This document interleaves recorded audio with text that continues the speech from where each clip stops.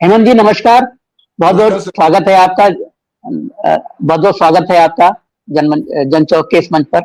हम लोग exit poll पे बात कर रहे हैं और एग्जिट पोल के आपने भी देखा होगा कि एग्जिट पोल ने किस तरह से चीजों को उठाया और गिराया है।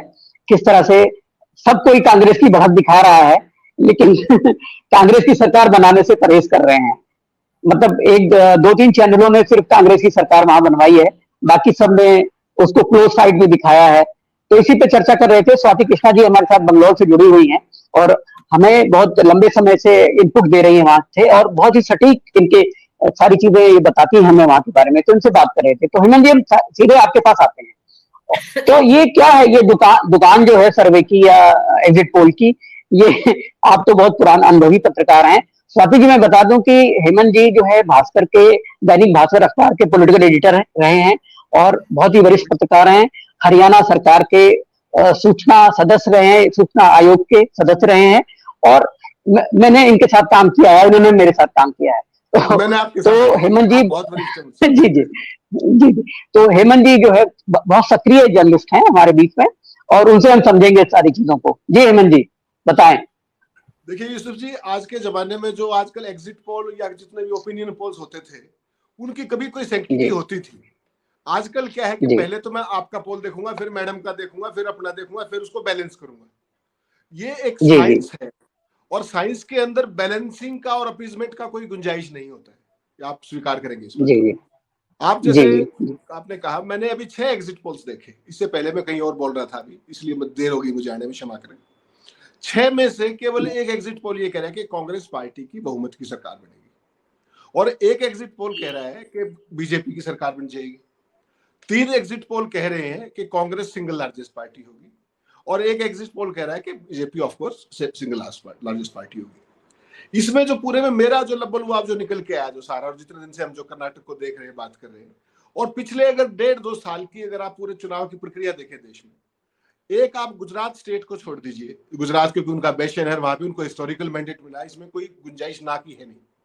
लेकिन जो बार जी बार ये सवाल है ना कि नरेंद्र मोदी और बीजेपी अपराजय है, ये मिथक कुछ समय में टूटा है, और मुझे कर्नाटक उसी दिशा में जाता हुआ लग रहा है यूसुफ जी। और उसका एक साधारण जी कारण केवल क्या है कि अगर बजरंग दल को बजरंग बली ना बनाया होता भाजपा ने, अगर मुस्लिम आरक्षण की बात ना की हो, जिसपे कल सुप्रीम कोर्ट ने बहुत जबरदस्त फटकार लगाई है, जो आज कहीं रिपोर्ट नहीं हुआ है। सुप्रीम कोर्ट का ऑर्डर रिपीट आज कहीं रिपोर्ट नहीं हुआ, किसी भी अखबार में नहीं मिलेगा आपको, जी किसी चैनल में जी नहीं जी मिलेगा। दे जी very severely rebuked the person concerned, who was जी none other than the home minister of this country।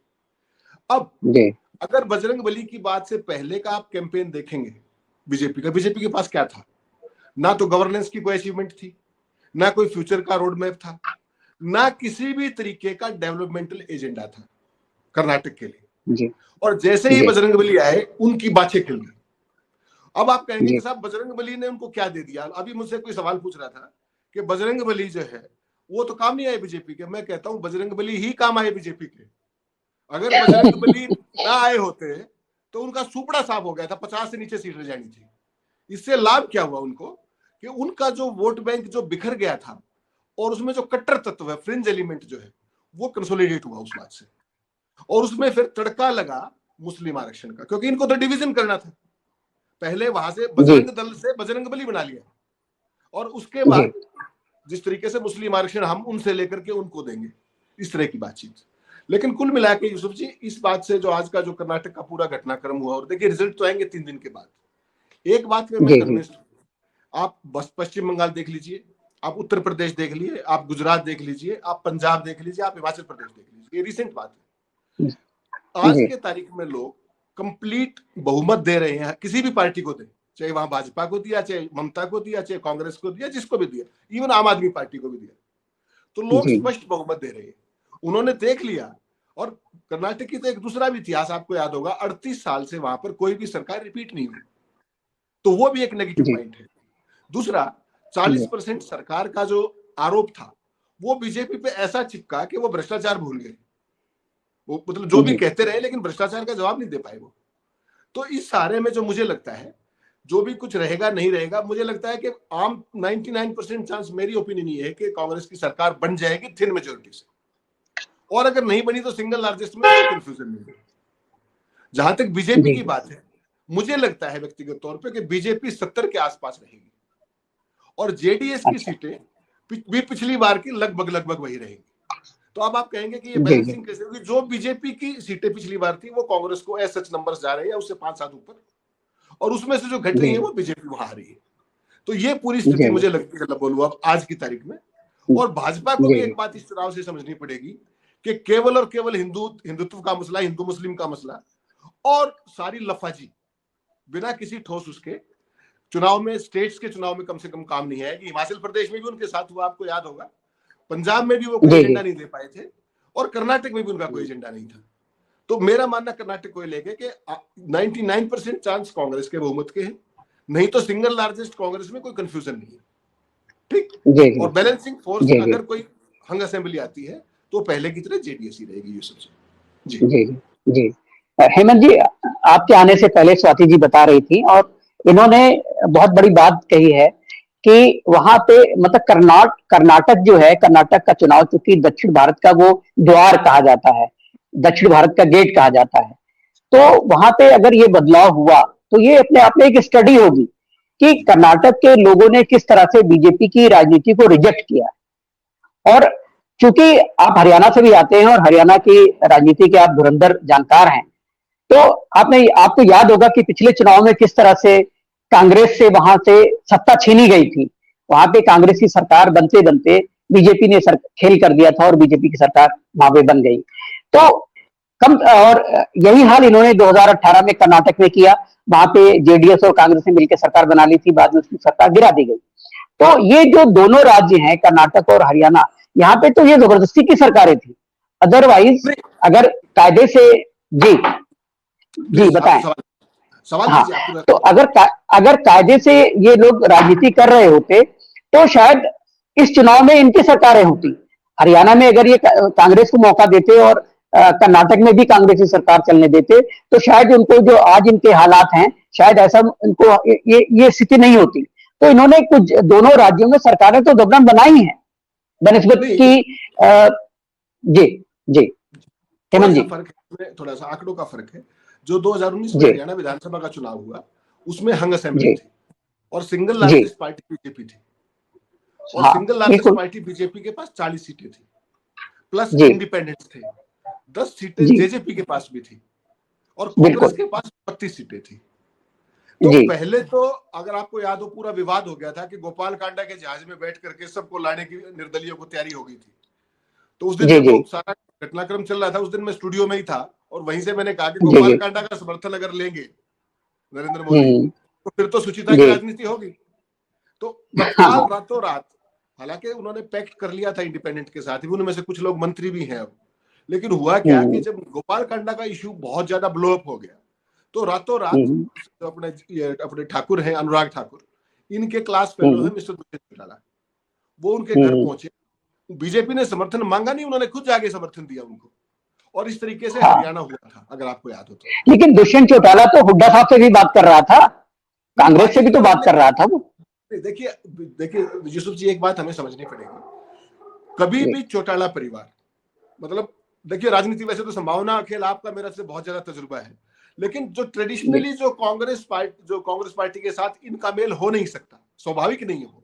और बीजेपी के ये नेचुरल अलाई रहे, चाहे वो चौधरी देवीलाल रहे, चाहे वो ओम प्रकाश चौटाला रहे, और चाहे अब दुष्यंत चौटाला रहे। और कल को अगर इनेलो की 5-4 सीट आ गई तो वो भी कांग्रेस के साथ कभी नहीं आएगी। उनका ट्रेडिशनल विरोध केवल कांग्रेस के साथ है, बीजेपी के साथ तो सदा सत्ता में आए हो। अगर आपको याद हो 2014 से पहले कभी भी चौधरी देवीलाल इतने बड़े नेता थे, 85 सीट भी आई उनकी, लेकिन कभी भी बिना बीजेपी के अलायंस के वो सत्ता में नहीं आए, कभी भी।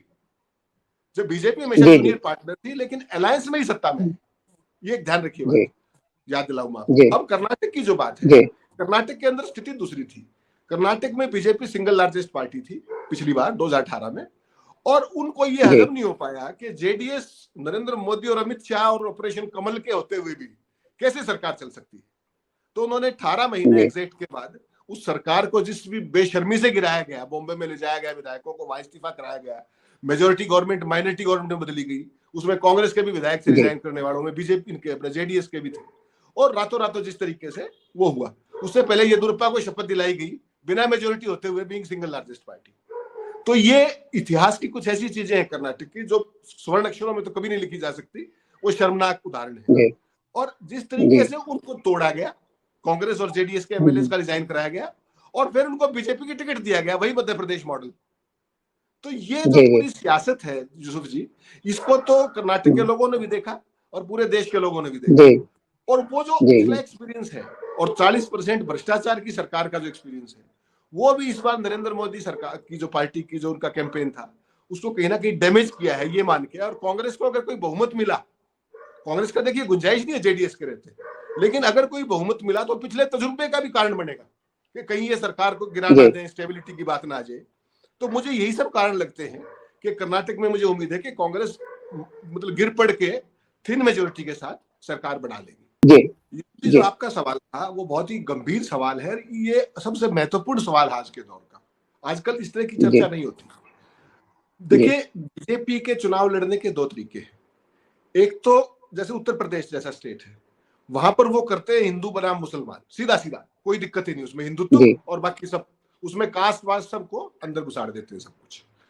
हरियाणा का आपने उदाहरण दिया, हरियाणा में उन्होंने क्या किया, और पूरे देश के स्तर पे देखिए, जो जो इनके स्टालवर्ड्स थे जिस स्टेट में, वो सारे ठिकाने लगा दिए गए हैं या ठिकाने लगाए जाने की प्रक्रिया में। एक उत्तर प्रदेश को छोड़ दीजिए, वो गलती होगी उनसे कि वो योगी आदित्यनाथ बन गए, उनका वो कुछ नहीं कर सकते, ना उगल सकते ना निगल सकते। अब अगर आप हरियाणा की बात करेंगे, 2014 में रामविलास शर्मा अध्यक्ष थे, मनोहर लाल खट्टर कहाँ थे? उनको कोई जानता था? कोई नहीं। उनको लाए गए, क्यों? हर एक स्टेट में देखिए आप, ये हरियाणा की बात नहीं कर रहे, मनोहर लाल खट्टर को आज मुख्यमंत्री पद से हटा दीजिए, वो पार्षद का चुनाव ना तो जीत सकते ना जिता सकते, ये सच्चाई। वो कभी भी मास लीडर या लोगों के आदमी है ही नहीं वो। ऐसे ही उनका खेल क्या था, मध्य प्रदेश के अंदर कैलाश विजयवर्गीय को चीफ मिनिस्टर बनाना चाह रहे थे वो, शिवराज सिंह चौहान को कभी नहीं। रमन सिंह ठिकाने लगा दिए गए हैं, वसुंधरा राजे अभी हाथ पैर मार रही है। उधर कर्नाटक की आपने बात की, लिंगायत समुदाय के सबसे बड़े अनडिस्प्यूटेड लीडर येदियुरप्पा साहब थे। पहले तो आपने उनको चीफ मिनिस्टर बनाया क्यों? 18 में बनाया तो हटाया क्यों? और हटा दिया तो फिर उनको पार्लियामेंट्री बोर्ड में, जो आपकी जो कौन सी वृद्धावस्था कौन सी होती है आजकल का, इनका मार्गदर्शक मंडल में लेके गए और वहां से वापस पार्लियामेंट्री बोर्ड में लेके गए। मुझे आप ये बताइए, जैसे स्वाति जी ने बहुत अच्छी बात कही थी कि जिस व्यक्ति को आप रिटायर कर चुके हो उसको रीअप्लाई कर रहे हैं, और आज की तारीख में येदियुरप्पा के कहने से क्यों लिंगायत वोट देंगे? ना तो येदियुरप्पा प्रधान मुख्यमंत्री के चेहरे हैं, ना उनका बेटा मुख्यमंत्री का चेहरा है, तो वो कम्युनिटी उनको क्यों वोट देगी बीजेपी को? मुझे बता दीजिए। क्या आप लिंगायत समुदाय उनके कोई गिरवी है क्या? ना तो वो येदियुरप्पा की गिरवी है और ना वो बीजेपी की गिरवी। उनकी जब 2012 में जब येदियुरप्पा ने पार्टी छोड़ी थी और अपनी बनाई थी, तो 10% वोट का बीजेपी का बेड़ा गर्क हो गया था। ऐसे ही हर स्टेट के अंदर इनका ये खेल है। मध्य प्रदेश में ये गजेंद्र शेखावत को लाना चाह रहे हैं, लेकिन उनको ये पता है कि वसुंधरा के रहते हुए कोई कुछ नहीं कर सकता वहां पर। ऐसे ही कैलाश विजयवर्गीय को सीएम बनाना चाह रहे थे, नहीं बना पाए आज तक। हरियाणा के अंदर अगर कर्नाटक का चुनाव जो है, मैं जो कहना चाह रहा हूँ यूसुफ जी, अगर कर्नाटक में जैसे हिमाचल प्रदेश में बीजेपी हार चुकी, ठीक, हिमाचल प्रदेश में चीफ मिनिस्टर को चुनाव से पहले बदलना चाहते थे जो लीडरशिप, सिर्फ और सिर्फ जेपी नड्डा साहब ने कहा कि मैं बचा लाऊंगा, हम स्टेट से आते हैं, और उसका परिणाम क्या हुआ कि बीजेपी वो स्टेट हार गई। लेकिन मेरा ये मानना है कि अगर इसके इमीडिएट बाद अगर कर्नाटक भी बीजेपी इस तरीके से हारती है जैसा कि अनुमान है, और कांग्रेस की पूर्ण बहुमत की सरकार कहीं आ गई, तो मुझे लगता है कि बीजेपी के 3-4 जो दिल्ली के पैराशूट मुख्यमंत्री हैं, उनको बदलने में ज्यादा समय नहीं लगेगा। वो रातों रात ऐसे जाएंगे जैसे आपने देखा होगा उत्तराखंड में 2-2 मुख्यमंत्री एक महीने में बदल दिए थे। तो अब बीजेपी अगर डिपेंड करेगा 13 तारीख को नंबर्स क्या आते हैं, इनका खेल जो डिवीजन का है वो बड़ा साफ है। अब आपने कुछ स्टेट्स की बात की, आप महाराष्ट्र चलिए, महाराष्ट्र की जो मुख्य धारा की जो मेन स्ट्रीम कास्ट है वो कौन है? मराठा। वहां उन्होंने क्या किया कि वहां ब्राह्मण को फडणवीस को सीएम बनाया। समझ रहे हैं आप बात को? मुख्य धारा एक बनाम बाकी कर दो, ये बीजेपी की राजनीति है। और इसको लोग किस स्टेज पे समझेंगे, कब समझेंगे, लेकिन समझेंगे ऐसी हम उम्मीद कर सकते हैं। ये डिवीजन चलेगा नहीं, चाहे वो धर्म के नाम पे हो, चाहे वो। और कर्नाटक एक बात और साफ करेगा कि आपकी भाषा के मुद्दे, आपके धर्म के मुद्दे, आपके विभाजन के मुद्दे, आरक्षण के मुद्दे आपको कुछ सीट तो दिलवा सकते हैं, बहुमत नहीं दिला सकते कुछ राज्यों को छोड़कर, जैसे उत्तर प्रदेश। और ये बात, क्योंकि अगले उत्तर प्रदेश से मोदी की सरकार नहीं बन सकती, उनको बाकी जी जी बिल्कुल जी, शुक्रिया स्वाति जी। दरअसल यही बात मैं कह रहा था कि जैसे हिमाचल का चुनाव हुआ तो वहां लोकल मुद्दों पे कांग्रेस ने चुनाव लड़ा और बीजेपी नेशनलिज्म के मुद्दे पर हिंदू मुसलमान करती रही वहां भी। इसी तरह कर्नाटक में भी किया। तो मैं ये देख रहा था कि जब भारत जोड़ो यात्रा शुरू हुई और बीच बीच में राहुल गांधी जिस तरह एड्रेस कर रहे थे विभिन्न कम्युनिटी के लोगों को, विभिन्न समुदाय के लोगों को, तो वो बार बार कह रहे थे कि भाई आपके जो लोकल इश्यूज हैं वो ज्यादा इंपॉर्टेंट है बनिस्बत हिंदू मुसलमान। और हिंदू मुसलमान के बारे में भी उन्होंने मोहब्बत की दुकान खोलने की बात कही थी। तो नतीजा ये निकला कि राहुल गांधी भारत जोड़ो यात्रा के जरिए जो लोकल मुद्दे हैं, जो लोकल राजनीति है, उसको सेंट्रल स्टेज पे ले आए और इस तरह से उन्होंने बीजेपी की जो हिंदुत्व की राजनीति है उसकी धार को कमजोर किया, या जो भी कह लीजिए, जो भी किया। हालांकि उसके बाद गुजरात का भी चुनाव हुआ जिसमें बीजेपी जीती है, हम उस पर बात नहीं करेंगे। लेकिन हिमाचल और अब जो कर्नाटक में जो प्रयोग हुआ है, मुझे लगता है कि कहीं ना कहीं से भारत जोड़ो यात्रा से प्रभावित है। हेमंत जी आप बताएं। यूसुफ जी देखिए, राहुल गांधी ने सबसे ज्यादा समय भारत जोड़ो यात्रा के दौरान केवल कर्नाटक में लगाया, सिंगल लार्जेस्ट स्टेट थी जिसमें सबसे ज्यादा समय लगा। और वो जो कैंपेन पूरा जिस तरीके से किया गया, अब उसका एसिड टेस्ट है।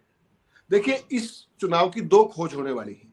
एक तो ये चीज देखी जाएगी कि राहुल गांधी की भारत जोड़ो यात्रा में जो लोग आए थे, जो क्रेज बना था, क्या वो वास्तव में वोट में कन्वर्ट हुआ या नहीं, पहला सवाल ये देखा जाएगा। और इसकी दूसरे सबसे बड़ी खोज इस पूरे चुनाव की, जो अगर मैं मानता हूं, वो है प्रियंका गांधी का ऊपर आना। अभी तक उनको क्या किया गया था, कांग्रेस पार्टी ने जिस तरीके से उनको उत्तर प्रदेश तक सीमित कर रखा था, और भारत जोड़ो यात्रा के दौरान आपको याद होगा हिमाचल प्रदेश का चुनाव था, और सिंगल हैंडेडली प्रियंका गांधी ने वो चुनाव जिताया कांग्रेस पार्टी। राहुल गांधी एक बार भी नहीं गए।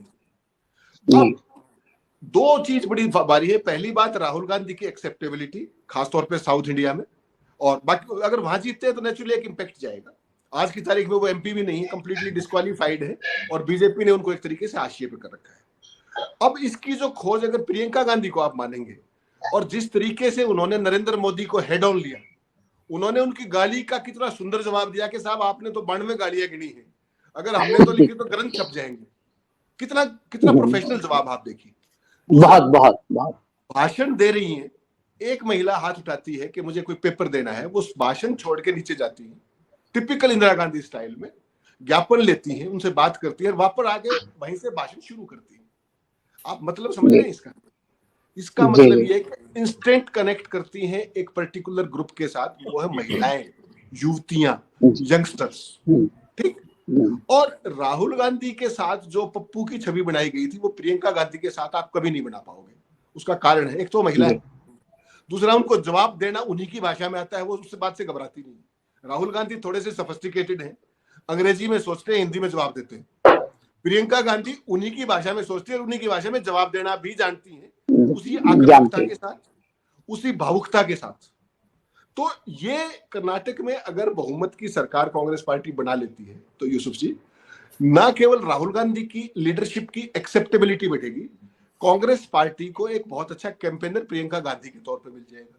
दूसरी बात, और जिसमें इंदिरा गांधी की छवि देखती है, वो उस तरीके से कंडक्ट भी करती है अपने आप को। और जो विपक्षी पार्टियां जो अब तक छितरी बिछरी पड़ी है जिस तरीके से, अब कोई कांग्रेस पार्टी की लीडरशिप मान नहीं रहा है, उनको भी ये लगेगा कि यार कर्नाटक जैसी स्टेट जीती है, और ऑब्वियसली पैन इंडिया पार्टी अगर कोई बीजेपी के सामने है तो कांग्रेस ही है। इवन कांग्रेस का तो आपको हर स्टेट में मिल जाएगा, बीजेपी बहुत स्टेट्स में नहीं भी होगी, कुछ स्टेट्स आज भी ऐसी, जैसे केरला है। और केरल में उनके विधायक ने कहा था, अगर आपको सारों को याद हो, बड़ी फेमस सेंटेंस, कि केरल में बीजेपी इसलिए जीतती कि वहां सबसे ज्यादा पढ़े लिखे लोग हैं। अगर आपको उन्हीं के विधायक ने कहा, तो ये हमें देखना पड़ेगा कि इस पूरे चुनाव को कांग्रेस पार्टी ने, देखिए स्टेट्स के लिए एक मैंडेट उन्होंने तय कर दिया कि हम कैसे लड़ेंगे लोकल इश्यूज के ऊपर। यहां भी दो गलतियां उनसे की। मैं तो ये सोच रहा था आज दिन में ऑन ए लाइटर नोट कि अगर उन्होंने बजरंग दल अपने घोषणा पत्र में ना लिखा होता तो बीजेपी क्या करती वहां, उनके पास तो कुछ था ही नहीं। बजरंग बली तो वास्तव में बचा गए उनको। और वही हाल जो उन्होंने फोपा किया, वो जो सोनिया गांधी जी का एक ट्वीट जिसमें उन्होंने उसकी बात कर दी सॉवरेंटी की, वो सॉवरेंटी का इशू कभी भी कर्नाटक में ना तो विभाजन की कोई बात आई, ना अलग स्टेट की कोई बात आई, इस तरीके की बात आई। उसको भी आउट ऑफ प्रोपोर्शन बीजेपी ने ब्लो किया। इसका मतलब साफ है कि जहां तक मुद्दों की बात थी, जहां तक गवर्नेंस की बात थी, BJP was completely bankrupt. I am using the word bankrupt. They had no issues, और उनका केवल एक ही था कि बजरंगबली को ले आओ। बजरंगबली का बहुत सुंदर जवाब खड़गे साहब ने भी दिया, तमाम और नेताओं ने दिया, लेकिन मुझे लगता है कि कांग्रेस पार्टी को ये गलती नहीं, मूर्खता नहीं करनी चाहिए थी। उनको पता है कि ये शब्द प्रयोग करते ही, पहली बात तो बजरंग दल पे वो बैन कर नहीं सकती कोई भी, अगर वो होगा तो सेंटर, उनको ये भी समझ होना चाहिए। दूसरा, कांग्रेस पार्टी को इस गलती से भी सबक लेना चाहिए, क्योंकि कर्नाटक के लोग तैयार हो चुके थे और तंग आ चुके थे करप्शन से, इसलिए शायद वो बच जाए। अगर ये स्टेट मान लो गुजरात टाइप की होती, वहां तो एक ही शब्द था, मौत का सौदागर, और लेने के देने पड़ गए, कांग्रेस को आज तक कहीं वापस नहीं आ पाई। तो ये समझना पड़ेगा, जो गलतियां हैं कांग्रेस उनसे सीखे, और जो अच्छाइयां हैं उनको दूसरी स्टेटों के अंदर जाके इंप्लीमेंट करे। अगर आपको ध्यान हो, मध्य प्रदेश के अंदर कांग्रेस पार्टी ने वो मॉडल शुरू कर दिया, हिमाचल वाला, कर्नाटक वाला, जो कैंपेन अभी जो बिल्डअप जो बन रहा है हिमाचल, उसमें मध्य प्रदेश में वो गारंटीज पे ही बात कर रहे हैं। छत्तीसगढ़ में भी बात चल रही है। राजस्थान में हालांकि वो जो सचिन पायलट बनाम जो ये अपने गहलोत की बीमारी चल रही है, उसका तो सबको पता ही है क्या होगा। लेकिन कांग्रेस पार्टी अगर इस मॉडल को लेके आती है कि स्टेट की बात हम स्टेट के इश्यूज पे ही करेंगे, तो बीजेपी को लेने के देने पड़ेगी, क्योंकि उनके पास देने के लिए कुछ है ही नहीं। गवर्नेंस उनके पास नहीं है, रोड मैप उनके पास नहीं है, उनके पास है हिंदू मुस्लिम और बंटवारा। बंटवारा चाहे जाति के आधार पे हो, चाहे धर्म के आधार पे हो। तो यूसुफ जी, इन सारी चीजों का एक शेल्फ लाइफ होती है। एक दौर होता है जब आप हिंदुत्व पे चढ़कर आप कुछ भी कर लेंगे, और अगली बार अगर आपने हिंदुत्व का नाम लिया तो हो सकता है आपका नाम लेवा भी ना बचे। तो ये एक्सट्रीम पोजीशंस है, और इस देश ने ये स्थितियां पहले भी देखी हैं, और अब भी देश शायद उसी तरफ बढ़ेगा, ऐसा मुझे लगता है। जी, बहुत बहुत बहुत धन्यवाद हेमंत दत्ती जी आपका। हमारा समय भी हो रहा है। दर्शकों, हम लोग जिस नतीजे पे पहुंचे हैं, apart from this exit poll, वो इस नतीजे पे पहुंचे हैं कि अगर तमाम विपक्षी दल कांग्रेस समेत बीजेपी की बिछाई पिच पर बैटिंग करना छोड़ दें और सिर्फ अपनी पिच पर बैटिंग करें, तो ज्यादा फायदे में रहेंगे। जिस तरह से कांग्रेस ने हिमाचल और कर्नाटक में जो करिश्मा करने की कोशिश की है, अगर आप बीजेपी के ट्रैप में आए और उनके मुद्दों को पे ही आप नेशनलिज्म पे और इधर उधर घूमते रहे, तो आपको निश्चित रूप से नुकसान होगा। ये हिमाचल का भी सबक था, ये कर्नाटक का भी सबक है, और अभी राजस्थान और मध्य प्रदेश और छत्तीसगढ़ में चुनाव होने वाले हैं। वहां पे किस तरह से बीजेपी कैंपेन करेगी या अपने कैंपेन को मॉडिफाई करेगी, ये देखना है। आज थोड़ा सा राजस्थान में मोदी जी ने टच किया है, इंटरनेशनल से लेके लोकल विषय भी छिड़े हैं वहां पे। तो विपक्ष को और कांग्रेस को सोचना होगा कि वो बीजेपी के ट्रैप में आए बिना उनकी पिच पर बैटिंग करना छोड़ दे। यही हेमंत जी ने भी कहा, यही स्वाति जी ने भी कहा कि आप लोकल इश्यूज पे बात कीजिए, लोगों की समस्याओं पे बात कीजिए, लोगों से हमदर्दी जताइए, उन तक पहुंचिए। और राहुल गांधी ने भारत जोड़ो यात्रा में, और प्रियंका गांधी ने जो वहां पे जिस तरह से कैंपेन संभाला है कर्नाटक में, ये सारे जवाब यही निकल के आ रहे हैं। तो हमारा वक्त अब हो चला है। अगर एक लाइन में, बहुत थोड़ा समय है, अगर एक लाइन में हेमंत जी कुछ कहना चाहते हैं तो कह दीजिए। स्वाति जी, आप भी एक लाइन में कुछ कहना चाहते हैं तो कह दीजिए। जी यूसुफ जी, एक ही बात है बस, भारतीय जनता पार्टी को इस चुनाव से, चाहे वो बेसिकली कांग्रेस पार्टी का पूर्ण बहुमत आए या ना आए, लेकिन उन्होंने जो ब्रांड नरेंद्र मोदी थी उसको दांव पर लगा दिया है। और एक बात साफ हो गई कि नरेंद्र मोदी अपराजय नहीं है। ये चीज उनको बाकी स्टेट्स के अंदर बहुत डैमेज करेगी, ये मेरा मानना है। जी हेमंत जी, यूसुफ जी, एक पंक्ति याद आ गई मुझे। अभी हम पिछले 9 साल से सारे जर्नलिस्ट साथी एक बात कहते हैं कि बीजेपी बहुत बड़ा जगरनट है, इसकी चुनाव मशीनरी को हराना असंभव है, ये है वो है।